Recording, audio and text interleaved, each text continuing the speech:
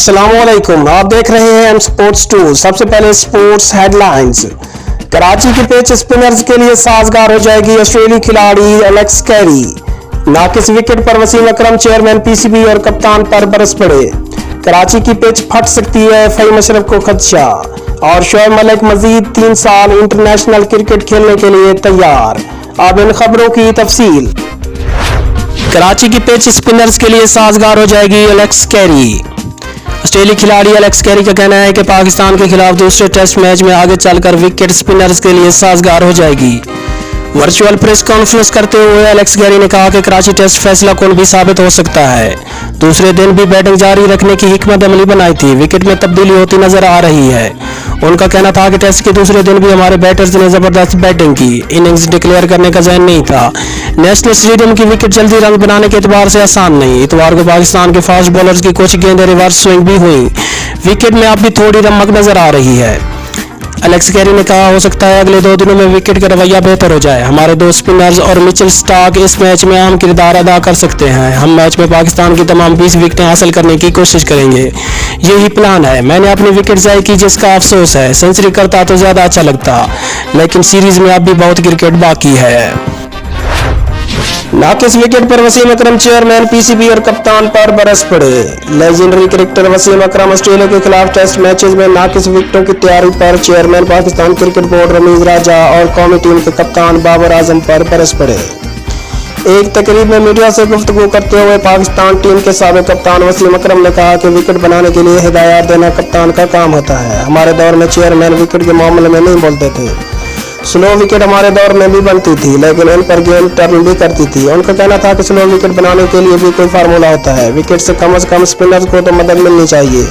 ये कौन सा टेस्ट मैच हो रहा है? कराची टेस्ट कौमी टीम के लिए एक चैलेंज बन गया है। वसीम अकरम ने कहा कि ऑस्ट्रेलिया ने 500 रन बनाने के बाद भी अपनी पहली इनिंग्स डिक्लेयर नहीं की। कराची टेस्ट में पाकिस्तान पर दबाव है। पिंडी टेस्ट के चंद ओवर्स देखकर अंदाजा हो गया था कि मैच ड्रा हो जाएगा। ऑस्ट्रेलिया का पाकिस्तान आना नेक शगुन है। मुल्क में खेलों को फरोग देने की जरूरत है। हुकूमत अपना किरदार अदा करे। मुल्क से स्पोर्ट्स खत्म होती जा रही है। कराची की पिच फट सकती है, फहीम अशरफ को खदशा। कौमी क्रिकेट टीम के ऑलराउंडर फहीम अशरफ का कहना है कि ऑस्ट्रेलिया के खिलाफ मैच में मालूम नहीं आगे विकेट का रवैया क्या होगा। ऐसा लगता है अगले दिनों में पिच फट जाएगी। फहीम अशरफ ने दूसरे रोज का खेल खत्म होने के बाद वर्चुअल प्रेस कॉन्फ्रेंस में कहा कि कराची टेस्ट की विकेट सबके सामने है, लेकिन उम्मीद है कि आगे चलकर विकेट का रवैया तब्दील होगा। मनफी बॉलिंग का तासुर दुरुस्त नहीं। उनका कहना था कि हमने मनफी बॉलिंग नहीं की, टीम का प्लान ही यही था और इसी प्लान पर अमल किया। किसी भी विकेट पर नतीजा आ सकता है, कभी मैच नतीजा खेज भी नहीं होता।